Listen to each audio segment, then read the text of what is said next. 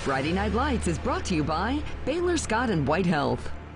Well, welcome to the area round edition of Friday Night Lights, which technically means round number 2. 21 teams remain in their quest for a state championship, one of which were the Holland Hornets. Let's get right to it. Brad Talbert's team having the best season in school history tonight. They were in New Braunfels taking on Three Rivers. Hornet defense forces the Bulldogs to go 3 and out. 3 plays later, Clay Cooper taking the handoff 29 yards for the touchdown. It's 6-0 Hornets. What a way to start our game of the week. After another 3 and out from the defense, Zane spin, looking to air it out, going deep down the left side to Caleb Cleary. 58 yards on the pitch and catch, 13-0 Holland on top. Next drive, spin to Searly again, 48 yards in this throw. A Three Rivers penalty sets the Hornets up at the 9-yard line. So next play, Cooper going to take the handoff untouched. It's 21-zip after the 2-point conversion. The Hornets are buzzing right now. Let's move to the second quarter. Holland leading 28-0. It's Cooper again. Taking the handoff. Wins the foot race to the goal line. 93 yards later, looking like Bo Jackson on Tecmo Bowl. The blowout is on 35-zip at that point. They led 42-0 at the half. And they are moving on to round number 3. They win 57-0. This week's Game of the Week is sponsored by Baylor Scott and White Health. And Curtis Quillen has been out this game from the very beginning. He joins us live from Unicorn Stadium with the Hornets. Curtis, they're advancing to round number 3 next week. Yeah, Nick, it sets up the third-round matchup that, honestly, I've been clamoring for, as you can attest to, since July. The Hornets will face Mason next week in the 2A Division I Region 4 semifinal. But tonight, a 57-0 win is a statement for the Holland Hornets. They continue what's arguably the best season in school history. And, Coach, the area round Game of the Week championship trophy is yours now. Congratulations tonight. Thank you. Appreciate it. What clicked for you guys? The defense played really, really well, and just being aggressive, and it was a really good team effort tonight. To be able to come out to that fast of a start against a team that plays an offense that is one of the most difficult to defend. It gives elite teams in this state trouble. How much confidence does that give this team moving forward into the regional semi? Tonight it gave us a lot of confidence, and we're going to enjoy it for a little while, and then we're going to lift weights and run around and get ready for the next team. Coach, congratulations on the win. Let's bring in J.C. Cheney, the sophomore linebacker who I lost count of the number of tackles you had tonight. What worked for the defense tonight going up against the slot T? Our coaches always preach communication, so I think as long as we communicate things and we're all on the same page, then we're pretty good. You guys held this team in the first half to 1 first down that was not the result of a penalty. Did that kind of get the momentum going for you guys in this one? I think it did. Stuff like that always helps us out and gets us going. How do you guys build on this? Because you guys are playing, I like to call this one the sledgehammer round. The 4 teams left in your region are all top 10 teams. How do you take this momentum and build on it going into the Mason game next week?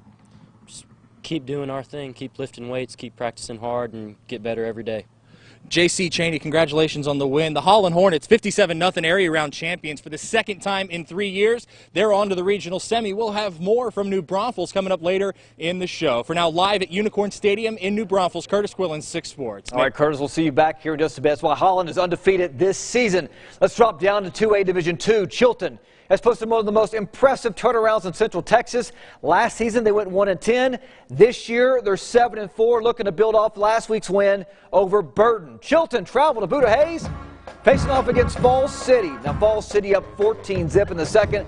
Beavers, Jackson Pipes, hands off to Brady Lissy, who runs the ball, but coughs it up. Chilton will recover. A few plays later, it's Dalen Ford. Keeps the ball, running like a Ford truck. 15 yards into the end zone. Pilots trailing 14-7 at that point. Falls City's turn now on offense. Jackson Pipes gets the ball to Brady Lissy again.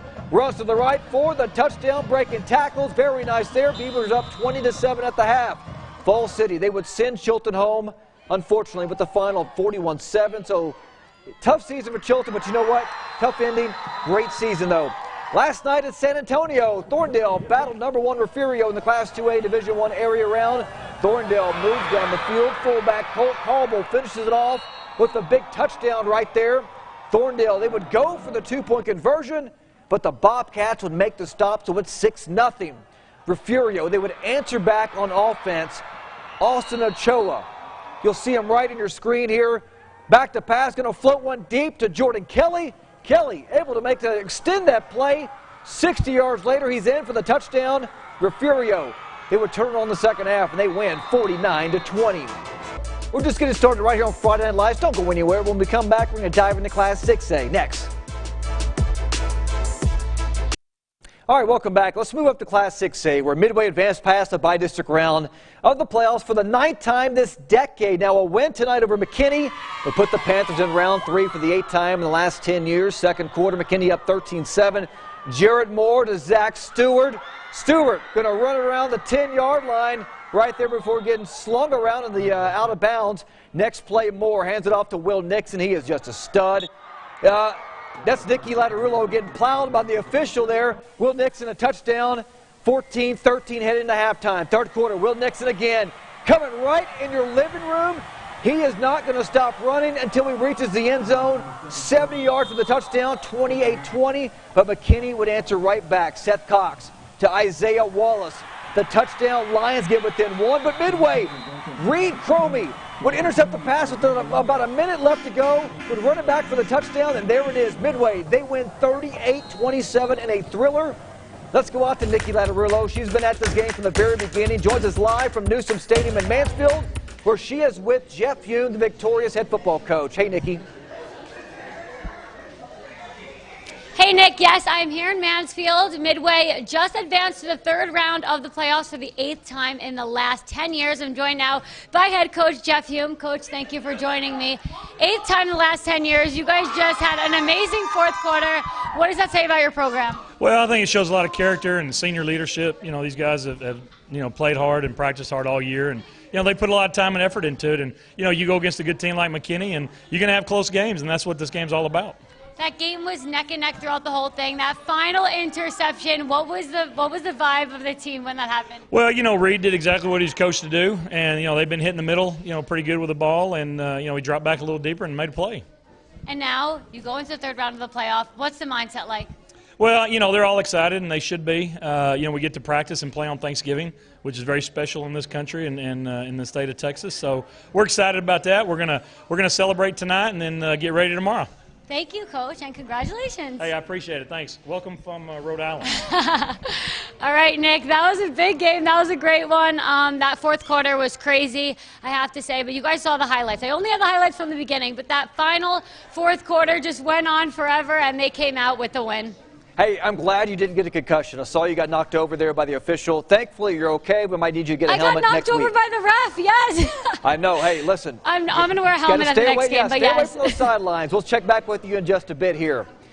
All right, let's talk Class 4A. Connolly, of course, they were my dark horse during two-a-days. I think everyone knows now around the state who they are after they went the whole entire season undefeated. Tonight, could they keep it rolling against Longview, Spring Hill, and Midlothian? First quarter action, Kavion Gaither to Javion Sunday. He's going to run it for the first down and right into the red zone. Next play, Gaither going to call his own number, runs it on the outside, stretches that arm like Inspector Gadget. Go Gadget arm right there. Touchdown, Connolly, 7-zip. Now we're still in the first quarter. Panthers get a 4th quarter pass interference call. They get the first down, but Jay Rockwell can't hold on to the football right there at the fumble. Cadets recover the football. So let's see if they can turn this into points here. 3rd down, Gaither at quarterback, going to hand it to Sunday, and he's got the moves. Watch this. Onto the outside. Oh, that's the circle button on your PS4 joystick. Look at that for the first down, and he's going to do it again, this time in the end zone. Just enough to get over there. Touchdown. Cadets went up 14-0 in the second quarter, and they win in a big rout, 54-14. They are moving on. Over in Pflugerville, number 6 Lampass is scoring off against Gonzales. Ace Whitehead going to find Michael Murray. Going to run it to the sidelines, and that's going to be a reservations for 6 right there. Badgers lead 7-zip. Now, Lampass is back on offense. 3rd down, Whitehead off to Deontay Cuffey. He's going to run it in, 21-zip at that point. Apaches, time to make a play now.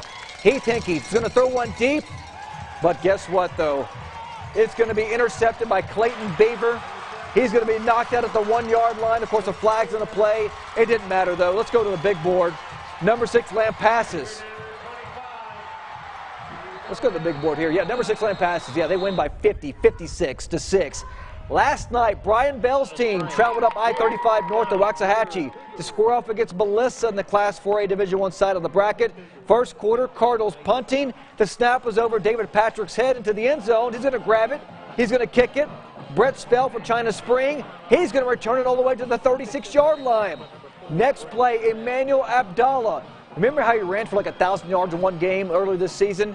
He's going to take the handoff. He's going to go to the house. How about this start? 7-zip Cougars. Ensuing Cardinal drive, Colorado commit Brandon Lewis. Going to keep it 5 yards later. It's 7-6 after the missed PAT. End of the quarter, Carson Coe nails the field goal from 26 yards out, so it's 10-6 after 1. Second quarter, Evans going to dump it down to Braden Smith for the touchdown. So Melissa led 14-10 at that point. This game was super exciting, but in the end, Melissa comes away with a 40-31 victory. More scores from around Class 4A. Number 3, La Vega. They're moving on over Salina, 35-13. And Sunnyvale, they knock off Mahia, 28-17. We are coming down the home stretch on Friday Night Lights. When we come back, we'll head back out to our game of the week to check in on Curtis Quillen with those Holland Hornets. We'll be right back. Well, before we go tonight, let's go back out to Curtis Quillen at our game of the week with the Holland Hornets. They're advancing to round number 3 after defeating Three Rivers 57-0. Hey, Curtis. Nick, the Holland Hornets, for the second time in 3 years, are on to the 2A Division I Region 4 semifinal with a 57-0 win over the Three Rivers Bulldogs. I'm here with Holland quarterback and cornerback Zane Spinn. 2 touchdowns tonight. Zane, what clicked for you guys on offense tonight? I think it was just our momentum and how we run things. You know, we're kind of fast-paced offense, and our line really stepped up tonight. That's something that we've been working on. Our O-line's kind of, you know, we've been pushing them, and they've been showing up these past few weeks. So I think it all starts with our line. You guys have a matchup in what I've been calling the sledgehammer round now against another top 10 team in Mason. How much confidence does a performance like this with a quick start build for you guys going into that third round? I mean, I think we have all the confidence in the world right now, and I mean, we want Mason. I mean, everyone will tell you that. We've been waiting for this, and we're going to put up a game. This is a team that is playing its best football right now. What's your message to some of the underclassmen in that locker room? You know, just stay in the weight room, keep eating, you know, because after we're gone, it's next man up. We have a bunch of seniors, and just, you know, never be satisfied. Zane Spinn on the 57-0 win for Holland. They face the defending state champions next week. Nick. All right, Curtis. Appreciate that. We'll see you back here in just a bit. All right, before we go, let's go through some scores from a while ago. Number 3, La Vega knocks off Salina 35-13. Sunnyvale, they upend Mahia 28-17. In 2A, Crawford's moving on 32-7 over Honeygrove. San Saba, they keep rolling 54-6 over Collinsville. Also, Bremont victorious tonight, 56-24. Look at Mark. That defense has been incredible the entire season. They destroyed Detroit 53-0. And also Jonesboro, they're moving on after a big win over Eden 46-36. All right, and of course we see La Vega and Mahia. Their season comes to an end. All right, we're going to move over to our live stream portion, so go to our Facebook, KCNTV.com. We got plenty more from Class 2A. We'll go check back out with Nicky Latterillo and also Curtis Quillen from our Game of the Week, where Holland victorious 57-0 over Three Rivers. Stay with us on our live stream portion. We'll see you back in just a bit.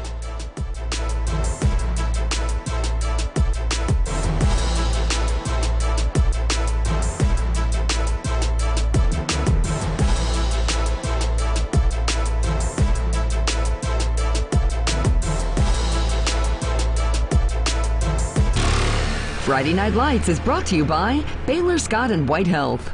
All right, welcome to our live stream portion. It's already been a wild night across the area, especially at our Game of the Week for the Holland Hornets. Victorious 57-0. They're moving on to round number 3, and that's where we find Curtis Quillen, a happy man. Hey, he called it many weeks ago. He called it many months ago. Curtis, here we are. Week number 3, pretty much next week for the playoffs, and Holland's doing what they're supposed to do. Yeah, this is something that Coach Talbert kind of saw a couple of years ago when they played Refugio in the Region 4 semifinal. He and I were talking, and we both remember the conversation in that preview that when I went to their practice that Thanksgiving week. and Coach is sitting there going, sophomore, sophomore, sophomore, sophomore. This is what this team feels like it was destined to do this year, and it's not going to get easier. Fast starts like this tonight are not going to come like they did tonight. This was a game in which Holland was in control of pretty much from the coin flip. They looked really impressive. That offensive line got a really big push tonight and gave Clay Cooper the opportunity to have a lot of yards. He had 205 yards in the first half. It gave their running game the push it needed. Three Rivers just was outsized and outmanned in this game. It didn't have an answer for the Hornets' run attack, and it couldn't really defend Zane Spin's passing attack either. This was an impressive performance. From now, though, the Hornets could go the rest of the way through the playoffs. If they were to make it to a state championship game out of Region 4, they would have taken down 4 top 10 opponents starting next week when they play Mason, who blew the doors off of a really, really good Weimar team tonight. This is the matchup I've been clamoring for, Nick, since July, as you can attest to. Holland is legit. I've been saying it and Nick, you can back me up on this one. After our final Friday Night Lights last year, when the Hornets got upset by Wallace Brazos in this round, I stood outside Royce City ISD Stadium and said, guys, Holland is legit. And sure enough, they are on to the third round for the second time in 3 years, and I believe the third time in school history. This was an impressive win, and Nick, if they can play like this next week, they can give the defending state champion Mason everything it wants and then some. But man, that was an impressive performance, man. That was I don't know another way to describe it, because that was one of those that you watch and just go, it takes your breath away. Yeah, they are playing about as well as anybody in the state of Texas. They're in the college football rankings. They would obviously be maybe number 1, number 2 after knocking off all these top 10 teams. Listen, we've seen this throughout the entire year. Well, we say that, but we say that of the teams in the regional semifinal, they're the lowest ranked in Region 4. Number 7. We'll get to that in a little bit. Yeah, it's the next week. If you are just a football fan and your team is out of it, find a 2A Division I Region 4 semifinal game to go to. One of them is going to be right down the street from here at Converse Judson next week, between Shiner. Number 2 Shiner and number 1 Refugio. The other one, they're still working to find a stadium. Coach Talbert was telling me that they're having some problems finding a stadium because of it being Thanksgiving week. So the second that they have something booked, he's gonna shoot me a text message and let me know, and I'll get that to you as soon as I can. But this was, and we'll talk a little bit more about that in big picture, Nick. But man, we were looking for a statement from Holland tonight, and we got it.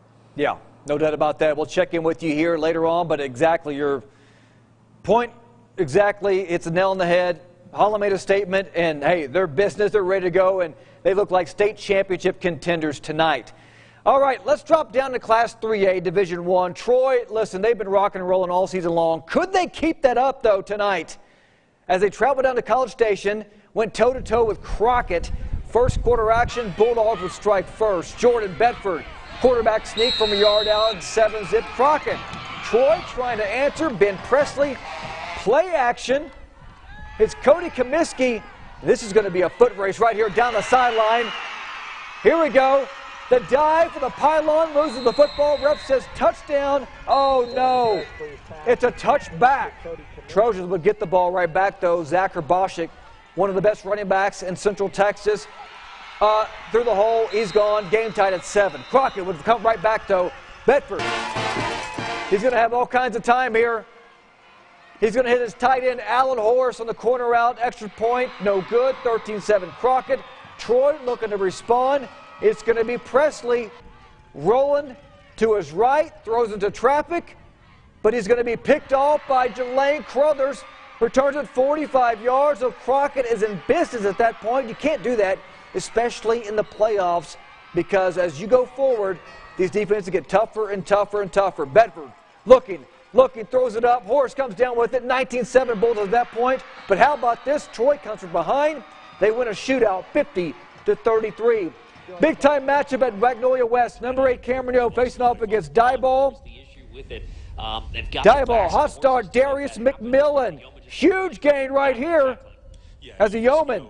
They take him down. Same drive. McMillan goes in for the touchdown. So Diboll They're up, but hey, listen, Cameron Yo's still winning, though. Yo took over. Brady Brashear to Kobe Young for that touchdown, 28-6, Cameron Yo on that play. Then Brashear to Zakorian Spikes for the touchdown. Wide open, got that separation. Cameron Yo, they're moving on yet again. They knock off number 5 Diboll, 21-6. Whitney survived a 21-14 win over Lago Vista last week. Tonight they faced another tough test against Franklin in Belton. Lions strike first, Bryson Washington plows in from 5 yards out. It's quickly 7-0. And Whitney goes to work on offense. Devin Wilson rolls out. Going to launch it deep to Colby Tanner. Makes the catch. He's going to sprint an extra 15 yards. 47 yards on the reception. Ballard Wildcats were in business. A few plays later, 4th and goal from the 1. Wilson takes the handoff, hits to the pylon. He's going to be pushed out of bounds at the 1-yard line. So turnover on downs. Franklin, they would go 3 and out, so they're going to have to punt. Bad snap. C.J. Smith can't handle the football. Mason Wooden jumps on it. Touchdown Whitney. Extra point, no good. 7-6 Franklin at that point. But how about those Whitney Wildcats? 27-7. They are moving on. Over to Waxahachie. Clifton scoring up against number 4 Gunter in the Class 3A Division II side of the bracket. Gunter goes to work on offense. Hudson Graham gets a snap, fakes, pitches it over to Clayton Reed. Reed comes up a few yards shy of the goal line. Next play, Bryson Rigsby going up and over for the touchdown. It's 7-0 Gunter. All right, it's Clifton's turn on offense. Mason Bredenberger. The snap runs to his right. Switches back to his left. A lot of green on that side of the field. Running like Lamar Jackson. First down. That would end the first quarter. Then Bredenberger with the snap under lots of pressure to his right. Fires a bullet to T.J. Furch, making plays like Michael Irvin used to. We're knotted up at 7 apiece. So Gunter back on offense. Hand off to Clayton Reed, gaining some major yards for this Tiger team. Look at the man run. In and out. Then Hudson Graham finds a wide open Peyton Lowe. Going to run it in untouched for the touchdown. And Clifton, their season comes to an end. They fall 27-14. Score from around Class 3A, Rogers knocks off Jacksboro 46-14, and Lexington, they roll 28-7. All right, you saw Midway come away with an incredible win tonight in Mansfield. Let's go back out to Newsom Stadium. That's where we find Nikki Latarullo, who saw an unbelievable game between Midway and McKinney. Nikki, what did you think about tonight's game, that big win with Midway there? All right, Nick, so from the beginning, this game was pretty close, except McKinney missed the extra point in the beginning of the game, and that's kind of what gave Midway some leeway throughout the game because they were always up by 1. And then at the end, the 4th quarter was just insane. I thought, so pretty much this is what happened. Let me just lay it out for you. So Midway scored, and then McKinney scored. So they were down by 1, 28-27. And then Midway came out, scored a field goal, so they were up by 3. And then McKinney came out, and they got a long pass all the way down the field. They ended up on the 20, first down, but it was called back. And they inched their way up, and it ended up being 4th and 2, and they threw the ball, which, in my opinion, definitely probably a risky move, 4th and 2, throwing the ball. And he threw it right in the hands of a Panther, and that's when they won the game. But I thought McKinney played really well, and Midway played really well. Both teams were really great, but I'm excited to see how Midway is going to do the rest of the season because they look really good. Midway just got some details. They're playing next Saturday, 2 p.m., in Bryan. Yes. So that's going to be incredible. Yes, because they were the athletic director was standing right here figuring it all out, and that's what they said Saturday at 2. I know you talked to Jeff Hume earlier. You know, the reaction from the players when they made that big interception for a touchdown, what was the atmosphere like? What was the atmosphere like in that hallway in the locker room? Well, when I came in here, they were all like jumping up and down. They were eating hamburgers and they were freaking out and just like having the best time. And you could tell that the older guys, they were like, last year they lost in the 3rd round, I'm pretty sure. So they're just like, he said that they're excited now, but they're so focused because they don't want to have a repeat of that. They're ready to like go all in. But the locker room was pretty excited. I was getting bombarded while I was standing here because they were all like jumping up and down. They had a trophy, and yeah, it was it's a really good atmosphere. But he said they're excited now, but then it's back to work tomorrow. Yeah, and it doesn't matter if it's Thanksgiving next week. It is all business. And, folks, let's bring in Curtis Quillen here for the big picture. Of course, we got some games kind of rolling in. You know, La Vega taking on Melissa. And next Friday, 1 p.m. at Tyler Rose Stadium. And then we also have Troy. They are taking on Whitney next week. Curtis, what are some of the games or the matchups that kind of intrigue you? I mean, I just kind of mentioned, you know, Troy taking on Whitney. That's going to be a good game right there. Midway's going to be in Bryan, and also La Vega and Melissa from Tyler Rose Stadium in Tyler. Which matchups are you eager to see next week? Who does Midway have? They don't know just yet. First, who does Midway have? I'm not sure. And then I'll give you an answer. I don't know just yet. I'm looking right now, but they just said it'll be in Bryan. Do we know?